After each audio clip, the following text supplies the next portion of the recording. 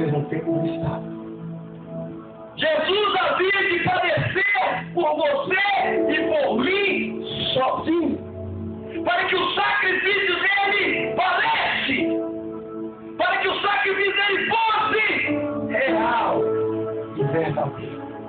Porque senão você e eu hoje não teríamos a nossa salvação, não teríamos o caminho a seguir, não teríamos um exemplo para o qual nós falamos, ah, Jesus fez isso por mim, ele me deu o exemplo de como fazer.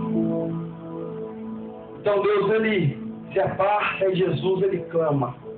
O próprio Jesus fala para a gente que Deus não estava ali, que Deus havia se afastado dele. Jesus, quando ele estava no Getsemane, ele pede a Deus que passasse dele em enxacadas. Quando a gente lê, a gente imagina que Jesus estava querendo fugir do propósito de Deus na vida dele. Que Deus estava querendo fugir da cruz por causa do sofrimento que ele ia passar na cruz do Calvário.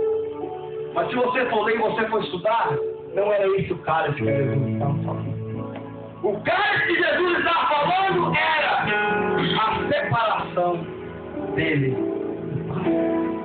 Ele sabia que naquele momento ele estaria sozinho, levando a sua cruz, levando o seu pecado, levando o meu pecado. Quando ele estava na cruz, quando ele estava no Getsemane, antes, antecedendo este momento, ele sabia que ele havia de se separar do Pai.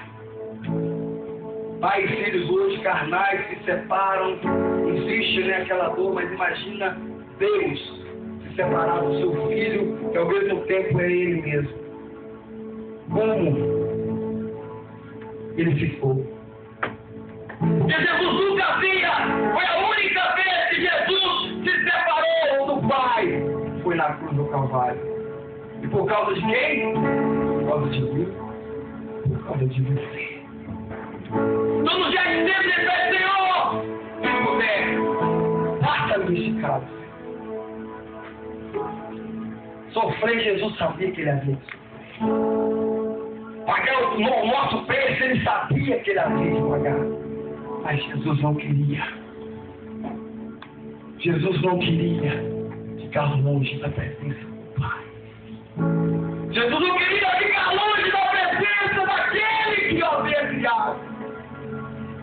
Será que você, irmão, tem tido isso também no seu coração? De estar realmente sempre com o teu Deus?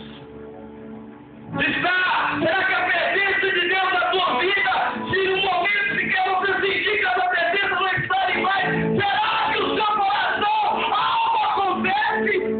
Será que quando você sente que você não está mais conectado com o Pai, será que algo mexe dentro de você? Jesus só de imaginar o que ia passar, ele já se agoniou daquela forma no Getsemane. E quando ele estava na cruz, ele clama. Ele aceitou tudo, mas ele não queria aceitar ficar longe do Pai. Ele não queria aceitar ficar longe do Pai. Mas ele aceitou, sabe por quê? Porque ele te ama, porque ele me ama.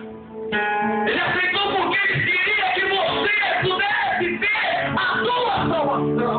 Para que você pudesse ter, irmão, com que você deu a esperança. Deu um novo caminho.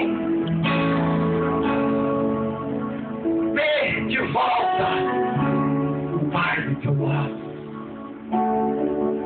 Engraçado que alguns confundiram esse grito de Jesus. Alguns confundiram que esse grito ele estava chamando Elias, porque no grego, no hebraico, aramaico e hebraico, Eli, ele falou lá no hebraico, se parece muito com Elias. Então, quando ele falou, as pessoas que estavam ao redor achou que ele estava chamando Elias, porque Elias, para o povo judeu, ele viria para acudir o povo no momento de uma necessidade. Então eles achavam que ele estava chamando Elias para Elias o libertá-lo. Tanto que quando vão dar para ele o vinagre, alguns falavam, deixa sofrer, né? Deixa ele sofrer, porque se você saciar ali a sede dele, né, acalmar ali a sede dele, ele vai parar de clamar. E nós queremos ver se vai vir, se algo vai acontecer. Mesmo Jesus na cruz, eles imaginavam que algo podia acontecer a mais. Então eles queriam ver algo acontecendo. Mas eles foram mais surpresos com algo ainda maior. Porque Jesus, depois de experimentar ali o vinagre, Jesus, como diz Lucas, ele está no outro barco. E o barco que ele está e fala, Pai, aqui eu entrego o meu espírito. E ali ele morre. E ali ele entrega a sua vida por mim e por você. Ali ele dá a sua vida pelo pecado. O que tem isso a ver, pastor? Irmãos, quem morria, quem era crucificado, melhor dizendo, a morte da cruz não era uma morte lenta, rápida, melhor dizendo, era uma morte lenta. Quando alguém era condenado a morrer na cruz, eles queriam que aquela pessoa sofresse. Eram longos períodos de agonia, de sofrimento. E ainda, eles colocavam lá, né, até um negócio na perna, que ele esticava, respirava, e a pessoa ficava ali naquela agonia. Ela sofria. Eles queriam ver ela sofrendo por aquilo que ela havia cometido, por isso ela estava. Mas quando de repente eles ouvem Jesus gritar, Pai, a ti entrego o meu espírito. E de repente Jesus Cristo, né, abaixa, desce, a cabeça cai, não sei. Mas a palavra Pai, que ali ele expirou, ali ele morreu. Imediatamente após entregar o seu espírito. Ele estava declarando para todos pudessem ouvir. Eu e o Pai somos os únicos que temos poder sobre a minha vida. Vocês foram permitidos me tocar. Vocês foram permitidos me levar até a cruz. Porque esse era o propósito do Pai. Mas quem tira a minha vida sou eu. Quem tira a minha vida é o Pai. A isso vocês não têm direito. Será que você pode glorificar a Deus? Ele aceitou tudo por amor a você. Ele aceitou tudo para que eu e você pudéssemos ter vida. Mas na hora de tocar na sua vida, não. Ele tinha o poder no céu e na terra. Poder sobre sua própria vida. E ele declarou, Pai, a ti eu entrego.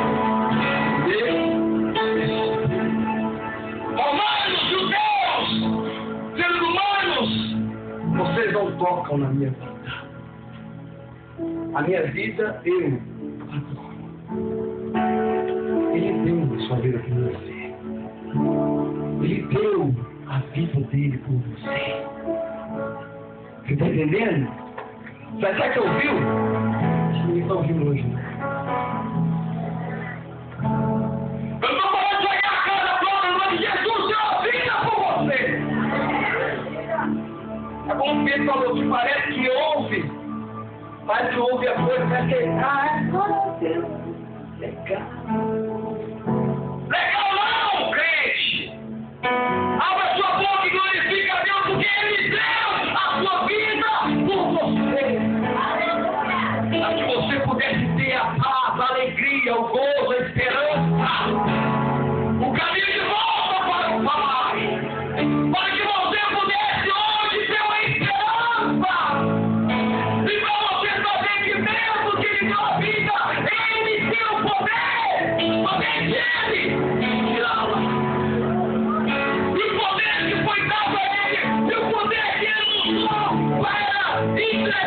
Espírito e o poder depois que ele usou para ressuscitar ali no fogo é o mesmo poder que ele quer operar na sua vida, que ele quer fazer parte da sua vida. Mas ele está tocando naquele que é conhece o que ele fez na cruz do Calvário.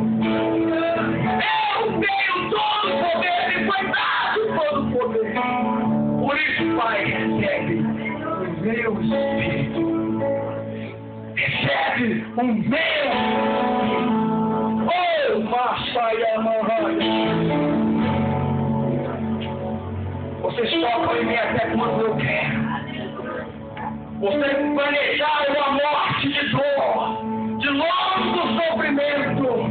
Mas você fica aí olhando, cadê? Vai morrer, outro morreu, agora Jesus vai morrer.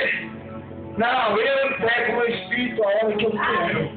O maior sofrimento de Jesus não foi a cruz, aquele sofrimento que a cruz trazia. Como eu te disse, o maior sofrimento que Jesus teve foi a separação dele de Deus. Isso sim para Jesus Cristo foi um sofrimento. Isso sim para o crente deve ser um sofrimento, a separação dele do Pai. Não as coisas do mundo, não as situações das quais nós vivemos, aquilo que você devia temer, aquilo que deveria doer dentro do seu coração, é se você estiver separado de Deus. Aí sim, meu irmão, eu te digo, ai de ti, até o próprio Jesus não aguentou. Ele teve que clamar, por quê, Pai? Por quê? Desamparaste.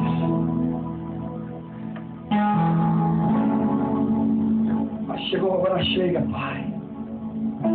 Agora chega, Pai. Vendo ele, que havia sido consumado. Vendo ele, que o propósito na qual ele havia vindo na terra, ele havia cumprido. Vendo ele que Deus havia separado dele para ok, esse é o sinal. Está cumprido. Está consumado. Pai, recebe o meu Espírito. E ele expirou. E ele expirou.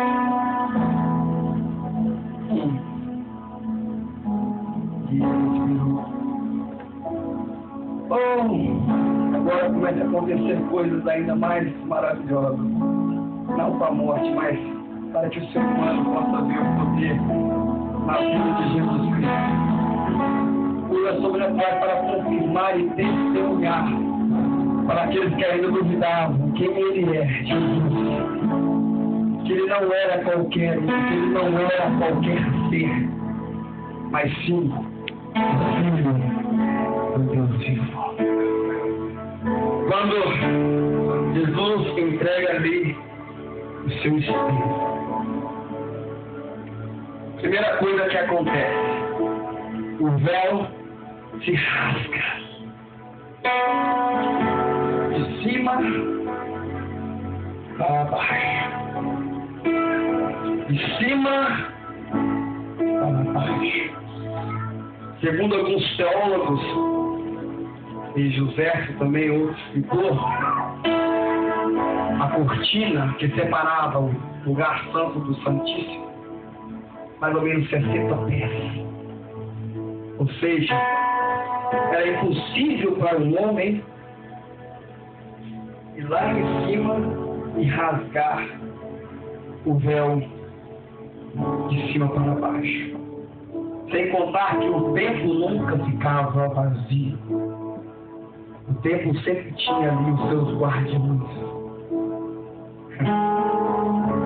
Como não ficaram sabendo disso? Alguns teólogos imaginam que quando Jesus Cristo voltou, ressurgiu dos mortos, quando Jesus Cristo começou a pregar e servir no meio do povo, quando Pedro, ali, no dia de Pentecostes, pregou, aqueles sacerdotes, daqueles que estavam responsáveis no dia, que viram o véu se rasgando e sabiam que foi a mesma hora que Jesus morreu, eles se converteram. E assim, aquilo que era sacrificado em segredo dos judeus para que ninguém soubesse, foi revelado para todos soubessem que na noite, que no momento que Jesus Cristo morreu, o véu do templo. Você sabe por que esse véu é outro? O significado maior desse véu por ter rasgado? Somente um homem, uma vez por ano, entrava no Santo dos Santos. E se ele tivesse pecado, ele tinha que entrar amarrado, porque se tivesse pecado, ele morria lá dentro. Uma vez por ano só podia chegar na presença de Deus. Sabe o que Deus estava fazendo por mim e por você?